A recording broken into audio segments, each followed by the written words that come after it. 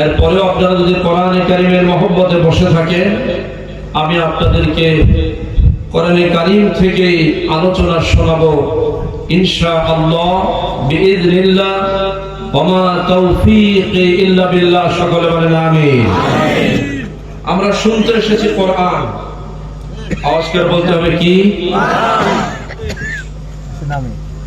এই পৃথিবীর অশান্ত পৃথিবীকে শান্ত করার জন্য, এই পৃথিবীর অশান্তিপূর্ণ পৃথিবীকে শান্তি দিয়ে ভরে যাওয়ার জন্য, এই পৃথিবীর হানাহানি, মারামারি, হিংসা, বিদ্বেষ দূরীভূত করে একটি শান্তির সমাজ, শান্তির দেশ গড়ার জন্য কোরআনে কারীমের বিকল্প কোনো পথ আছে কি?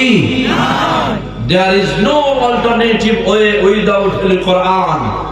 যারা বলেন ঠিক যাবে ঠিক। শান্তি যদি পেতে চাই কোরআনের কাছে যেতে হবে। জিজ্ঞাসা করো শান্তি দেওয়ার মালিক কে?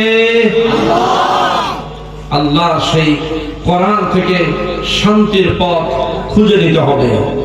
চলুন আমরা কোরআনে কারীম থেকে যথারীতি কোরআনে কারীমের তেলাওয়াত শুরু করব।